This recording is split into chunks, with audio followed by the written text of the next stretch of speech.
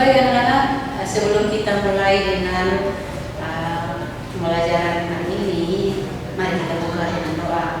Semua ambil sikap doa ya. Kita berdoa. Terpujilah nama-Mu Allah Bapa Surgawi, Allah yang Maha Kasih Murah. Dan bersyukur Tuhan, Tuhan masih memberikan kami kesempatan belajar hari ini. Tuhan, kami ingin belajar tentang kebenaran firman-Mu dalam pendidikan agama Kristen. Tuhan, tolong kami, tolong anak-anak kami semua supaya mereka boleh belajar dengan baik.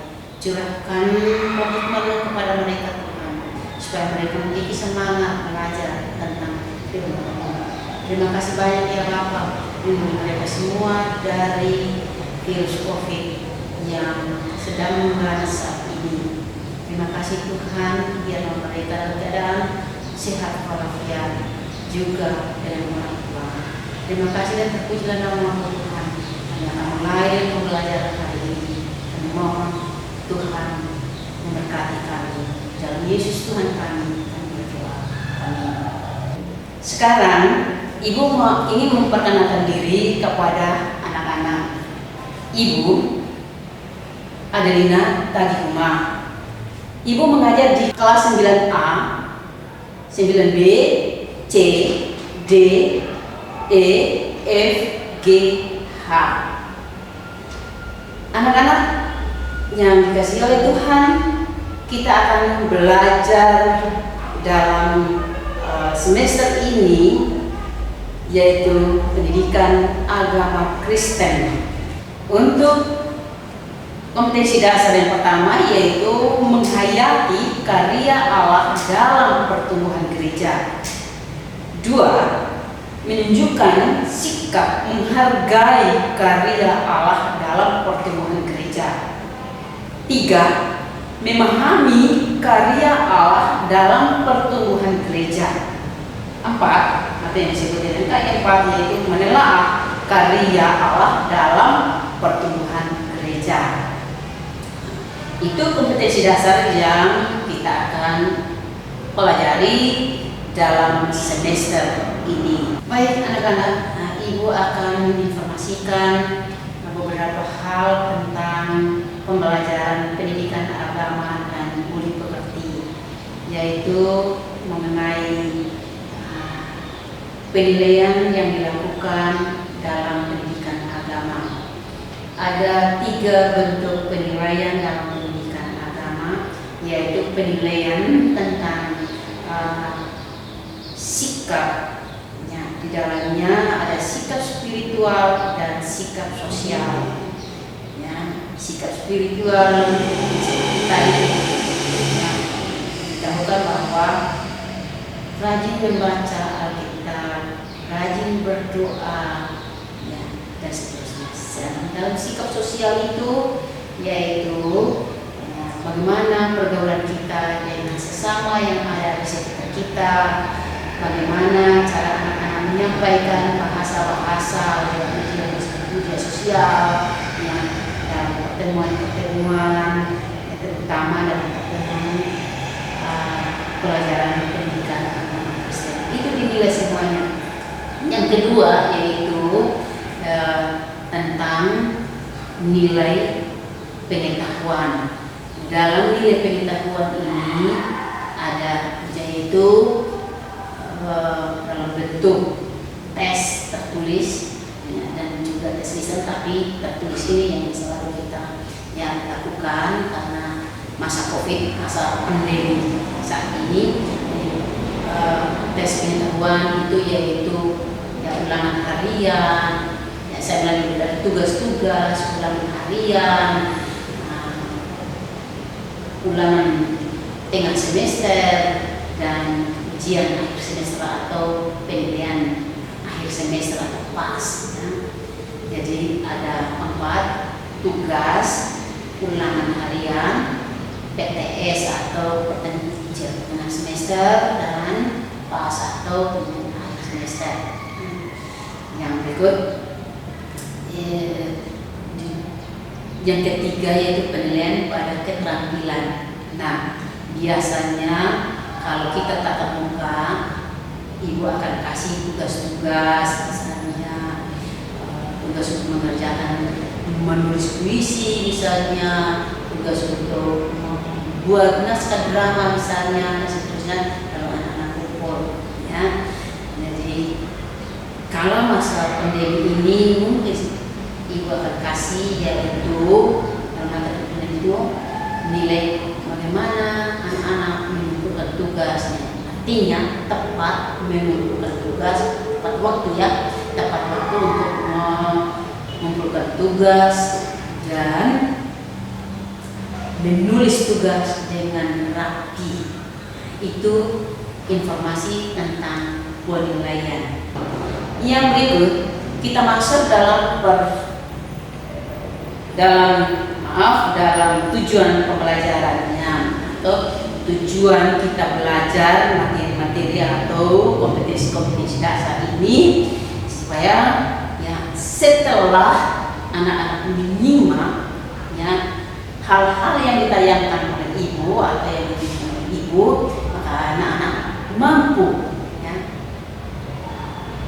memahami, menjelaskan, membedakan serta bisa menceritakan kembali.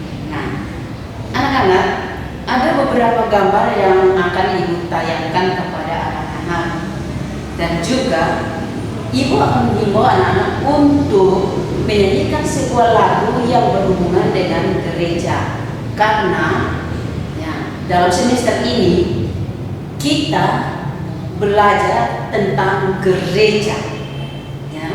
Ada 5 KD sesungguhnya yang berbicara tentang gereja, tapi dalam semester ini tadi ibu katakan bahwa ada 3 KD ya, 3 KD.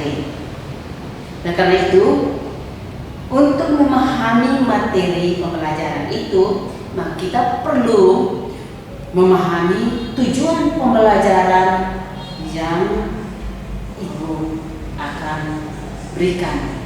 Yang pertama yaitu setelah menyimak sebuah lagu yang berjudul Aku Gereja, Kau Pun Gereja, dan melihat tayangan gedung gereja yang ada serta melihat orang-orang yang ada dalam gedung itu, maka anak-anak bisa menjelaskan ya pengertian gereja secara umum atau secara fisik dan pengertian gereja secara khusus atau pengertian gereja yang sebenarnya. Tujuan yang kedua yaitu membedakan pengertian kata jemaat dan kata gereja. Karena kita sering mendengar di sekitar kita bahwa ada yang menyebutkan jemaat, ada yang menyebutkan gereja, seterusnya. Nah, untuk membedakan itu kita akan belajar ya, tentang perbedaan kata jemaat dan kata gereja. Yang ketiga, tujuan ketiga adalah anak-anak mampu menceritakan kembali latar belakang terbentuknya persekutuan atau terbentuknya gereja itu ya. Yang keempat yaitu anak-anak bisa mengidentifikasi istilah gereja dari bahasa yang ibu minta di sini adalah dari bahasa Portugis dan dari bahasa Yunani ya. Yang kelima adalah anak-anak bisa mengemukakan sifat-sifat gereja seperti apa sesuai dengan pengakuan iman Kristen. Yang ketujuh yaitu mengemukakan tugas gereja itu.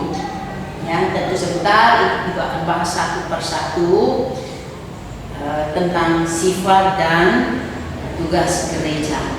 Dan yang terakhir adalah tantangan atau pergumulan gereja dalam dunia ini, baik gereja perdana maupun non gereja masa kini. Nah, anak-anak yang dikasihi Tuhan,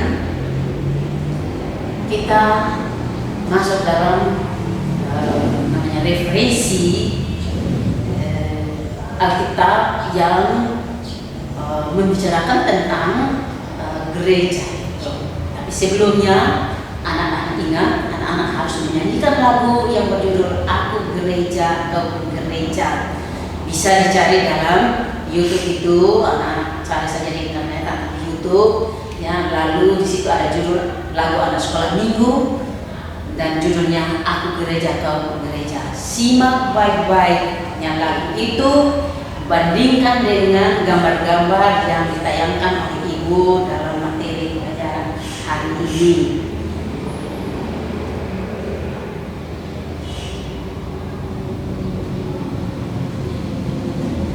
Yang berikut kita akan masuk dalam materi.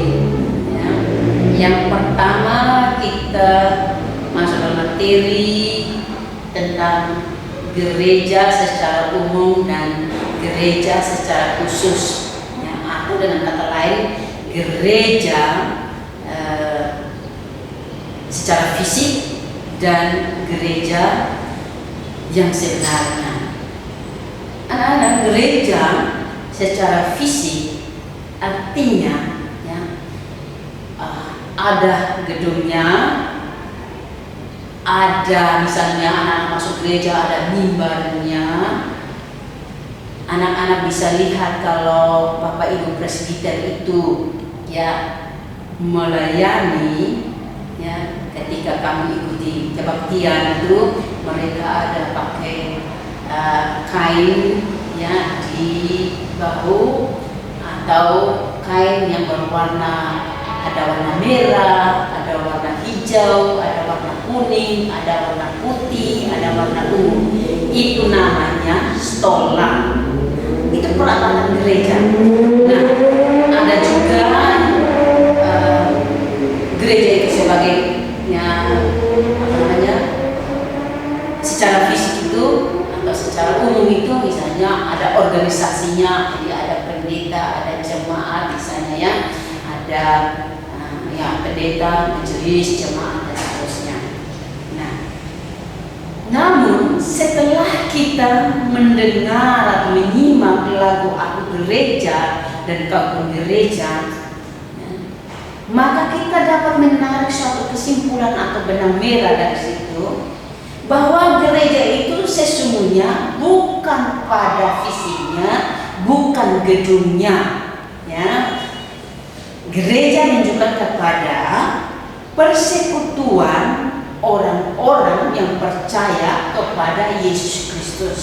Sekali lagi, jika kita menyimak lagu Aku Gereja, Kau Gereja, maka kita dapat menarik benang merahnya bahwa gereja bukanlah gedungnya, bukan menaranya, ya, tetapi gereja sesungguhnya adalah orang-orangnya.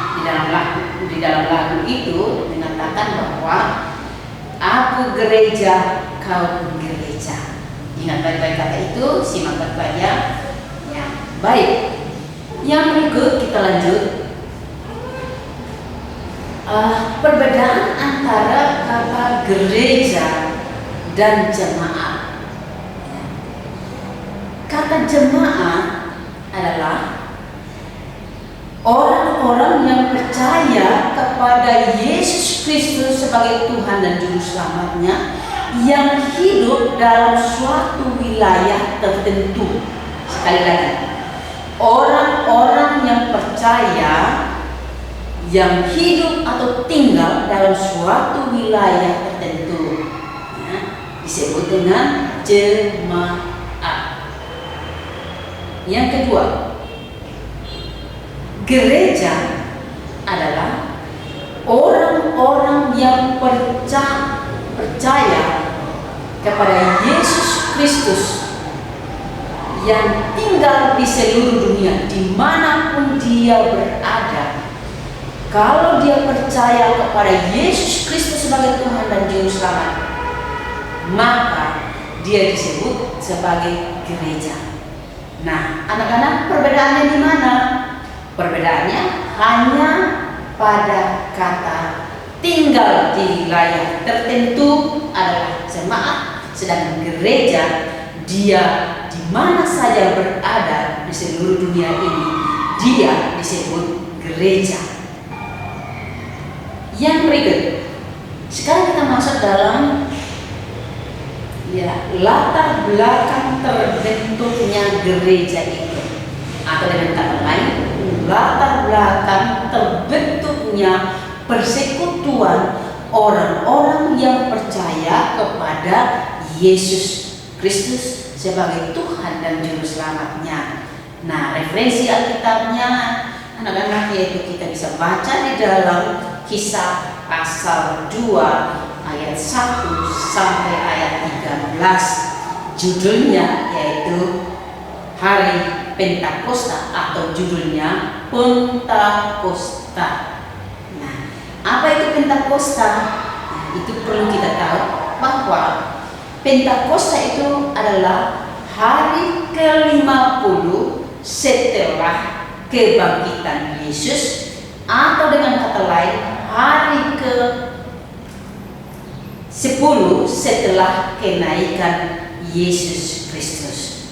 Nah, di situ terbentuklah gereja. Di mana, adik-adik atau anak-anak? Di Yerusalem. Jadi mulai terbentuknya gereja yaitu di Yerusalem dan pada hari Pentakosta. Nah, berapa jumlah mereka? Anak-anak bisa baca di dalam referensi Alkitab yang Ibu sudah sebutkan tadi, yaitu dalam Kisah pasal 2 ayat 1 sampai ayat yang ke-13 itu, bahwa di situ menyatakan bahwa ayat sebelumnya ya pasal 1 itu kalau kita baca, sebelum hari Pentakosta itu jumlah orang-orang yang percaya kepada Yesus Kristus adalah 120 orang. Dan pada hari Pentakosta itu ya, dia berjumlah 3.000 orang laki-laki, belum terhitung perempuan dan anak-anak. Nah, ingat selalu baca Alkitab supaya kita bisa mengerti ya perkembangan gereja itu. Nah, mulai dari Yerusalem dia mulai tersebar menuju ke Yudea, Samaria, dan sampai ke ujung-ujung bumi, sampai kepada kita, sampai kepada pelosok-pelosok. Yang berikut,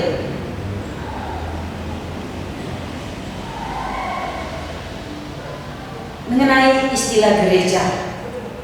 Istilah gereja ada dua bahasa yang Ibu pilih, yang Ibu ambil, yang Ibu ulas yang diajarkan, yaitu dari bahasa Portugis ya, dan bahasa Yunani.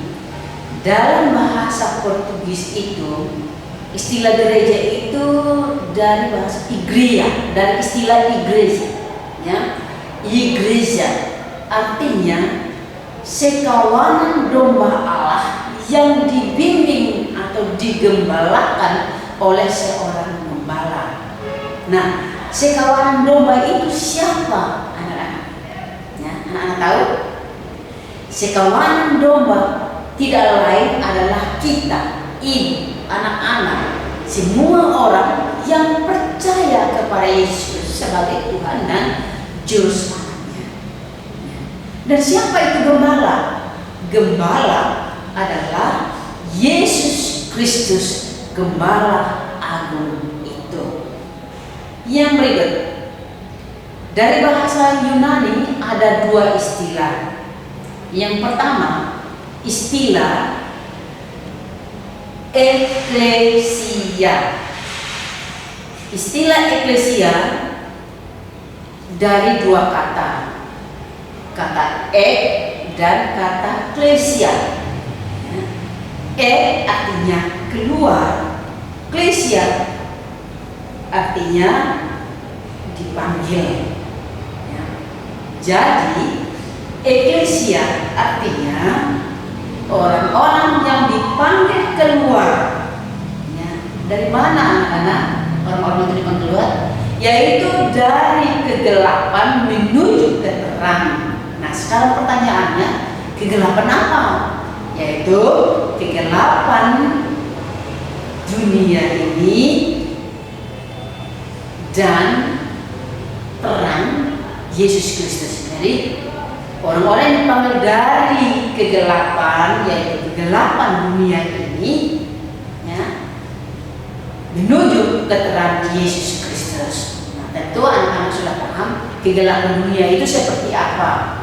Nah, contohnya kita biasa hidup dengan maki-makian, kita biasa ya atau suka memfitnah orang, suka menyebarkan kabar bohong, suka marah dan seterusnya. Itu namanya kehidupan kegelapan. Masih banyak lagi. Ya, itu sebutkan beberapa saja. Sedangkan keterangan Yesus Kristus artinya keteladan Yesus. Ya, teladan Yesus seperti apa?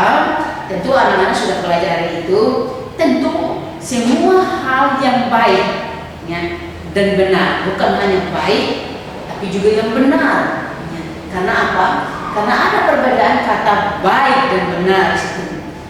Baik belum tentu benar, ya. Jadi coba anak, ya, bisa paham itu kata baik belum tentu benar. Ya. Misalnya baik bagi saya, bagi orang lain belum tentu baik. Sana ya. Yang berikut, melanjutkan kita masuk pada materi yang berikut, yaitu mengenai sifat-sifat gereja. Kalau anak-anak pernah mendengar pengakuan iman Kristen atau pengakuan iman rasuli, maka anak-anak bisa dapat memberi kesimpulan. Kalau tidak salah, Ibu menyebutkannya pada alinea ketiga dan keempat, kalau tidak salah di situ ada di situ unsur-unsur atau sifat-sifat gereja. Yang pertama yaitu sifat gereja yaitu kudus. Nah, apa artinya kudus? Apa artinya gereja yang kudus? Apakah orang-orangnya suci, kudus, ataukah bagaimana arti kata kudus itu? Nah, Ibu mau menjelaskan. Gereja yang kudus artinya pola perilaku gereja itu harus berbeda dari pola perilaku orang-orang yang bukan gereja. Jadi, ya, gereja yang kudus itu artinya pola perilakunya harus meneladani pola perilaku Kristus. Jadi kalau pola perilaku Kristus itu, ya, itu hal-hal yang benar yang diterapkan di dalam kehidupan sehari-hari, bukan hal yang salah lalu kita terapkan dalam kehidupan kita sehari-hari, tapi harus hal-hal yang benar itu yang harus kita terapkan, karena hal-hal yang benar itu adalah pola perilaku Yesus. Jadi anak-anak bisa mendengar, bisa mengamati, ya, mana hal yang benar, mana hal yang tidak benar itu. Ya, silakan simak dalam kehidupan setiap hari, dari kehidupan sendiri, dari kehidupan kakak adik di rumah, dari kehidupan papa mama di rumah, atau kehidupan sesama yang ada di sekitar kita. Silakan membedakan mana yang benar, mana yang salah atau yang tidak benar. Itu berarti ya gereja yang kudus. Sekali lagi Ibu tekankan bahwa gereja yang kudus adalah pola perilaku gereja itu harus menunjukkan pola perilaku Yesus Kristus dalam kehidupan setiap hari. Kedua, yaitu gereja yang am. Am artinya umum, atau dengan kata lain universal. Kalau dalam bahasa aslinya Katolik, kalau dalam bahasa aslinya yaitu Katolik. Nah, gereja yang am, yang umum, yang universal, artinya Artinya apa? Artinya bahwa gereja tidak menutup diri. Gereja terbuka bagi semua orang yang punya kerinduan untuk percaya kepada Yesus Kristus. Jadi gereja tidak menutup diri, terbuka bagi umum. Gereja membuka diri bagi umum. Ya. Yang berikut yaitu ketiga, gereja yang esa. Kata esa pasti anak-anak sudah mengerti. Esa artinya satu. Jadi gereja yang esa artinya bahwa pada hakikatnya gereja itu hanya satu. Tidak membeda-bedakan ada gereja ini, gereja itu, gereja sana, gereja sini, dan seterusnya. Nanti pada hakikatnya adalah satu gereja. Nah, ini yang perlu kita pahami sebagai orang-orang yang percaya kepada Yesus Kristus. Kenapa? Karena kata Yesus, bukan setiap orang yang berseru Tuhan, Tuhan, Tuhan yang mewarisi kerajaan surga, tetapi orang-orang yang percaya kepada Yesus Kristus dan mau melakukan kehendaknya, artinya Tuhan. Istilah yang keempat yaitu gereja yang rasuli. Artinya kehadiran gereja di dunia ini adalah untuk memberi kesaksian dia membawa suatu misi, ya, tentang Injil Yesus Kristus kepada dunia, kepada orang-orang yang ada di sekitar kita. Maka itu dikatakan gereja itu menjadi terang bagi sekitar. Jadi anak-anak, siapa yang maksud dengan gereja? Tentu ibu dan anak-anak. Karena itu jadilah terang dimanapun kalian berada, sebagai sikap mewujudkan teladan Yesus sebagai Tuhan dan Juru Selamat. Dari situ barulah orang mengenal kita, mereka adalah pengikut Yesus. Yang berikut, ibu lanjut, yaitu tugas gereja. Mengenai tugas gereja ini nanti ibu akan menjelaskan secara detail di topik-topik yang akan kita bahas dalam pertemuan-pertemuan berikutnya. Ibu hanya mau kasih tahu saja hari ini bahwa ada tugas utama dari gereja itu ketika ia berada di dunia ini. Yang pertama yaitu tugas bersekutu. Ya. Kenapa? Tentu ada tujuannya. Ya, tujuan dari bersekutu itu ibu akan ajarkan pada pertemuan-pertemuan berikut. Ibu hanya mau kasih tahu saja bahwa ada 4 tugas gereja yang harus dijalankan oleh gereja ketika dia berada di dunia. Yang pertama tadi yaitu bersekutu, yang dalam bahasa Yunani-nya disebut dengan kata koinonia. Ya, siapa yang berjamaat di gereja koinonia, ya, maka dia harus tahu koinonia, ya, maka dia harus tahu bahwa sesungguhnya arti kata koinonia itu adalah bersekutu. Ya, jadi Tuhan yang meminta kita supaya jangan tinggalkan persekutuan itu. Harus bersekutu untuk berdoa bersama-sama, memuji Tuhan bersama-sama, membaca Alkitab bersama-sama, saling menasihati di dalam persekutuan itu. Yang kedua yaitu bersaksi. Kata bersaksi berasal dari kata Yunani. Jadi kata bersaksi itu dalam bahasa Yunani-nya disebut dengan kata marturia. Nah, kata marturia ini ibu jabarkan lagi berasal dari kata martir. Kata martir artinya orang-orang atau maaf. Kata martir itu artinya mati syahid. Nah, mati syahid itu anak-anak bukan berarti kalian karena putus asa lalu kalian terjun diri dari jembatan Liliba atau ambil tali rafia ikat di leher dan bunuh diri. Itu bukan mati syahid, ya. Itu namanya mati bunuh diri. Yang disebut dengan mati syahid itu artinya atau yang disebut dengan martir itu adalah orang-orang yang mati karena dibunuh karena mempertahankan imannya kepada Yesus Kristus. Nah, sekali lagi anak-anak ulang lagi, martir adalah mati syahid karena memperkenalkan Kristus kepada dunia atau karena mempertahankan imannya kepada Yesus Kristus.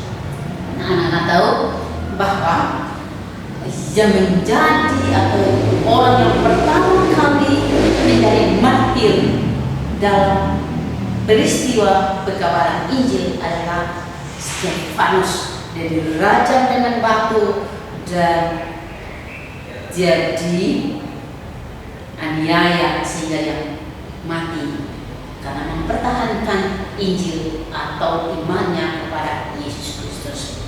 Yang ketiga, yaitu tugas yang ketiga, ya, ingat baik-baik, melayani. Dalam bahasa Yunani-nya disebut dengan diakonia. Nah, jadi kalau kamu pergi di gereja dan mendengar istilah diakonia itu adalah tugas gereja. Nah, diakonia artinya pelayanan kasih. Jadi sekali lagi, diakonia artinya pelayanan kasih. Sedangkan orang-orang yang melakukan pelayanan kasih atau yang melaksanakan pelayanan kasih disebut dengan diakonos atau diaken dalam bahasanya asli Alkitabnya atau bahasa aslinya samas. Jadi ada untuk kata melayani itu dalam bahasa Yunani itu ada kata diakonos, samas, dan diaken, ya. Jadi mereka itu yang melaksanakan pelayanan kasih bagi jemaat-jemaat yang membutuhkan pelayanan kasih, seperti pelayanan kasih bagi orang-orang miskin, orang yatim piatu, orang-orang yang berkebutuhan khusus, janda yang memang dia tidak mampu sama sekali untuk membiayai hidup dan keluarga, duda yang tidak mampu lagi. Itu yang tugasnya diaken atau diakonos untuk melayani orang-orang seperti itu atau saudara-saudara kita yang seperti itu.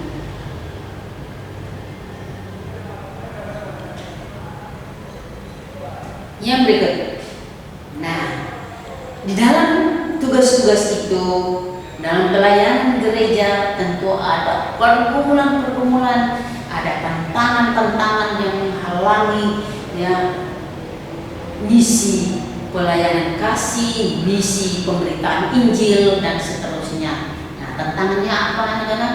Mari kita pelajari, ya. Kalau kamu pelajari Kisah pasal 2 sampai dengan pasal 6, ya, itu ingat ibu yang anjurkan supaya anak-anak bisa membaca kisah para rasul itu, bagaimana cara hidup orang-orang yang percaya kepada Yesus Kristus, apa yang mereka alami ketika mereka yang melayani Tuhan.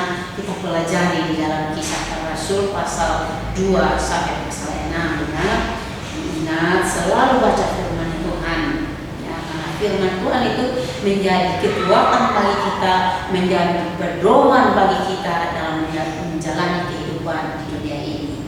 Nah, anak-anak, apa tantangan bagi jemaat pertama atau disebut dengan jemaat perdana atau disebut dengan jemaat mula-mula, ya? Jadi jemaat perdana sama dengan jemaat mula-mula atau jemaat pertama. Nah, ada dua hal yang mereka menjadi pergumulan mereka atau menjadi tantangan bagi mereka. Ya, yang pertama yaitu dari dalam gereja itu sendiri. ada bukan tidak ada. Ya, dari dalam gereja ada tantangan bagi pelayan-pelayan Tuhan atau bagi gereja itu sendiri, yaitu contoh kasus dalam peristiwa ya atau perbuatan atau perilaku Ananias dan Safira. Ya, Anda bisa baca ya di dalam Kisah Para Rasul di situ, pasal 5 ayat 1 sampai 11 itu bagaimana Ananias dan Safira berusaha untuk mendapat pujian dari orang-orang yang ada di sekitar mereka itu, yang memberi dengan mencari pujian itu tidak menurut kehendak Allah atau tidak berkenan kepada Allah. Ya, karena itu Ananias dan Safira ketika mempersembahkan persembahan mereka langsung ditegur oleh rasul-rasul terutama Petrus. Dan pada waktu itu juga kalau mereka tidak mengakui kesalahan mereka, maka saat itu pun ya, Tuhan mencabutnya, Roh mencabut nyawanya, terangkat dari dirinya, dan mereka meninggal saat itu juga rebah di depan para rasul-rasul. Ingat baik-baik kan? Maka itu jika kita mempersembahkan persembahan kita, ingat hati-hati, jangan mencari nama. Persembahan kita menjadi rahasia pribadi kita sendiri dengan Tuhan. Tidak boleh ada orang lain yang tahu. Itu ingat baik-baik. Nah, berbahagialah kita yang hidup pada zaman ini, yang hidup dalam kemurahan Tuhan, ya, yang hidup dalam kemurahan Tuhan. Karena apa? Karena ketika Ananias dan Safira melakukan hal atau perbuatan yang tidak berkenan kepada Allah waktu itu, ada Roh Kudus pada waktu itu bekerja, ya, panas-panasnya Roh Kudus bekerja dalam kehidupan para rasul-rasulnya. Ya, karena itu apa yang dikatakan para rasul pasti terjadi yang pada mereka. Karena itu kita harus berhati-hati kalau ada yang berbuat demikian, meneladani sifat Ananias dan Safira. Berdoalah kepada Tuhan, rubahlah perilaku kita. Yang berikut, tantangan dari luar untuk gereja perdana atau jemaat perdana, ya, mereka itu mengalami pergumulan berat.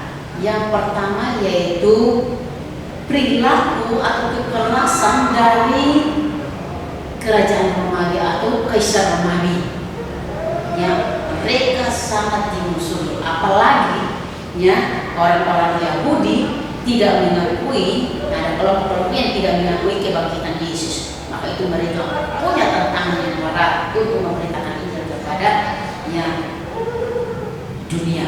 Yang berikut, adanya penganiayaan, adanya pengajaran sesat. Ya. Yang kedua yaitu adanya kepercayaan nenek moyang. Kalau kamu nonton di dalam televisi itu mitos atau fakta. Nah itu ada yang mitos, ada yang fakta. Ini kepercayaan nenek moyang. Yang mitos itu disebut dengan kepercayaan nenek moyang kita. Nah itu mungkin bisa saja ada sampai saat ini. Nah kita dengan mempelajari firman Tuhan, rajin membaca Alkitab, maka kita bisa membedakan mitos atau nyata perbuatan atau peristiwa-peristiwa yang terjadi di dalam Alkitab. Yang berikut, gereja masa kini pun tidak terlepas dari pergumulan atau tantangan, baik tantangan dari dalam maupun tantangan dari luar. Pertama, misalnya ada anggota gereja yang mempertahankan egonya di dalam gereja. Ada yang membawa politik ke dalam gereja dan seterusnya. Akhirnya pelayanan gereja tidak murni lagi. Yang kedua, yaitu adanya orang-orang yang mementingkan diri sendiri, memakai nama Tuhan sama seperti Saul, memakai nama Tuhan menjarah ya hal-hal yang baik dari bangsa-bangsa asing itu, lalu dengan alasan untuk mempersembahkan kepada Tuhan yang terbaik, padahal omong kosong misalnya. Ya, itu contoh yang tidak baik. Ya, jadi Alkitab kita memberi gambaran hal-hal yang tidak baik yang tidak boleh kita lakukan, dan juga hal-hal yang baik yang harus kita lakukan dalam kehidupan setiap hari. Ingat baik-baik itu. Alkitab kita tidak ada yang muluk-muluk, tapi dia memberi gambaran jelas kepada kita bahwa hal yang baik ini yang begini, hal yang tidak baik ini yang begini, sehingga kita bisa tahu. Yang berikut, adanya perbedaan pendapat yang membawa kita kepada suatu konflik besar misalnya. Ya, seharusnya dalam gereja itu boleh berbeda pendapat, tapi jangan membawa konflik yang membuat gereja itu menjadi terpecah belah. Ingat tadi gereja adalah besar, satu. Yang berikut, yang kedua, yang sekarang ini yang kita gumuli adalah apa? Yaitu virus COVID-19 menjadi pergumulan setiap anak-anak Tuhan, termasuk anak-anak juga. Ya, jadi bukan hanya gereja, ya orang-orang besar saja, tetapi juga anak-anak menjadi, ya, virus COVID ini menjadi pergumulan kita bersama. Karena itu ingat, berdoalah supaya Tuhan bisa menghilangkan, ya, virus ini dari kehidupan kita, supaya kita bisa hidup aman, kita bisa belajar tatap muka, dan seterusnya. Dan yang kedua yang kita hadapi yaitu sikap intoleransi. Nah, jangan kita, ya, bersikap intoleransi dengan orang lain. Contohnya, ya, ketika saudara-saudara kita yang berbeda dari kita menjalankan ibadah misalnya, kita mengganggu mereka dan seterusnya, itu tidak boleh. Ya, kenapa? Karena Tuhan memberikan kita, ya, kebebasan, hak asasi. Ya, itu sudah ditanamkan oleh Tuhan di dalam hidup kita. Hak asasi adalah hak pribadi, hak seseorang yang tidak bisa diganggu oleh orang lain. Karena itu, ya, kita dihimbau, diminta, ya, apalagi sebagai anggota gereja, sebagai orang yang percaya pada Yesus Kristus, sikap intoleransi itu di luar diri gereja, kita tolak itu. Ya. Yang berikut, kita masuk dalam materi yang berikut, yaitu sikap yang benar dalam menghadapi pergumulan gereja masa kini. Nah, anak-anak, bagaimana sikap kita sebagai anggota gereja dalam pergumulan-pergumulan kita, apalagi sekarang ini masa-masa sulit karena virus COVID, sulit dalam bidang ekonomi dan seterusnya. Itu kita tidak bisa lagi berkomunikasi bebas dengan sesama kita dan seterusnya. Ya, kalau dulu kita bersalaman tangan, berciuman sebagai tanda kasih kita kepada saudara-saudara keluarga kita, sekarang dibatasi, ya, karena virus ini tidak boleh lagi, harus pakai masker dan seterusnya. Nah, ini menjadi pergumulan buat kita. Nah, bagaimana sikap kita? Apa yang harus kita lakukan? Ya, pertama yaitu kita harus berpegang teguh pada firman Tuhan. Sekali lagi ibu, rajinlah membaca firman Tuhan, Alkitab. Yang di HP yang ada, ya, dalam bentuk buku ada, yaitu Alkitab yang biasa kita pakai sehari-hari. Dan yang kedua adalah tekunlah dalam doa. Doa itu menjadi kekuatan bagi kita. Ya, doa itu adalah segala-galanya bagi kita. Kita tidak mampu mengatasi segala sesuatu apabila kita tidak berdoa. Ya, dan kekuatan kita adalah berdoa, dan doa itu disempurnakan oleh Roh Kudus. Jangan takut, ya, berdoa satu kata pun itu adalah doa. Karena itu berdoa itu tidak dituntut untuk anak-anak berdoa panjang lebar dan seterusnya. Berdoa sesuai dengan kebutuhan. Berdoa bukan sesuai dengan keinginan kita. Ya, jadi ingat, berdoa sesuai dengan kebutuhan kita. Roh Kudus menyempurnakan doa kita. Semua doa kita tidak sempurna di hadapan Tuhan, tapi Roh menyempurnakannya di dalam kehidupan kita. Ya, anak-anak itu, ya, dan karena itu tidak perlu kamu berdoa panjang lebar. Ya, berdoalah dengan tulus. Ya, utarakan kebutuhan kepada Tuhan. Tuhan pasti menjawab kamu, ya. Tuhan pasti memberkati kamu. Yang berikut, yang terakhir, ya, pelajaran kita atau materi yang Ibu sampaikan hari ini, ya, hanya sampai di sini. Nanti akan dilanjutkan pada pertemuan-pertemuan berikut. Kalau misalnya ada hal-hal yang anak-anak tidak mengerti, bisa kita berdiskusi lewat Google Classroom. Ada pertanyaan-pertanyaan, anak-anak bisa kirim kasih Ibu. Dan ya, untuk pertemuan kali ini Ibu belum memberikan tugas. Kali-kali berikutnya Ibu akan memberikan tugas-tugas kepada anak-anak. Baik, kita akan menutup ibadah kita dengan doa. Sekarang kita berdoa, ambil sikap doa dan kita berdoa. Ya Tuhan Bapa di surga, kami bersyukur kepadamu hari ini. Kami berterima kasih ya Tuhan karena kasih kepada kami masih bisa belajar. Kami mohon pertolongan Roh Kudus ya Tuhan untuk menerani hati pikiran kami. Bahkan Roh Kudus memberkati kami, menolong kami ketika kami belajar, ketika anak-anak kami belajar, ketika orang tua membimbing mereka dalam belajar. Tuhan tolong berikan kami. Terima kasih dan terpuji nama-Mu ya Tuhan. Materi hari ini ya Tuhan yang sudah disampaikan oleh Ibu Guru tentunya tidak sempurna di hadapan kita. Kami percaya bahwa Roh Kudus menyempurnakannya dalam kehidupan anak-anak. Tolong mereka Tuhan supaya mereka bisa belajar dengan baik, belajar kebenaran Tuhan, kebenaran firman Tuhan.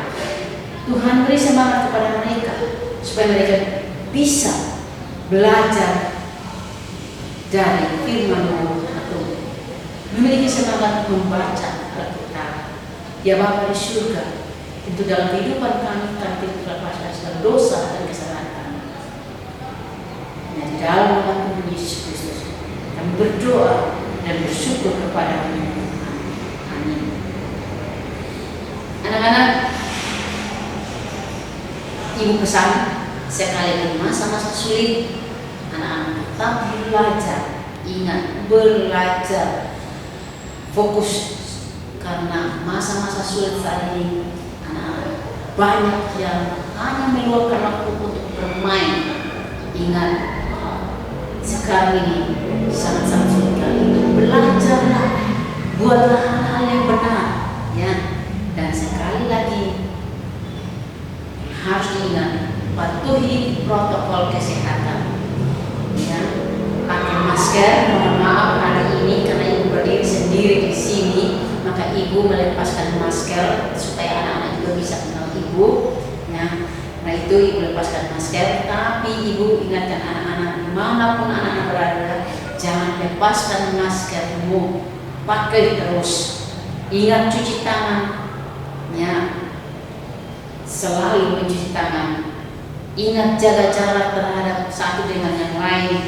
Ya, bila kamu keluar rumah, hindari kerumunan-kerumunan. Ya, dan kalau bisa tinggal di rumah.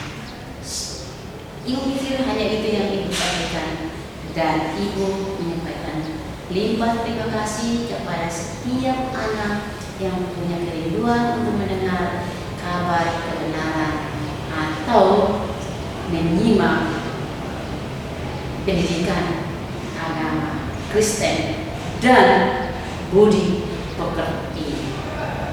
Anak-anak, jadwal kita setiap hari Senin, ya, jam 10 pagi. Jangan lupa, ya, ikuti terus pelajaran kita. Terima kasih dan Tuhan memberkati kalian dan memberkati yang ada di rumah, yang membimbing, menolong kamu dalam belajar. Terima kasih. Salam.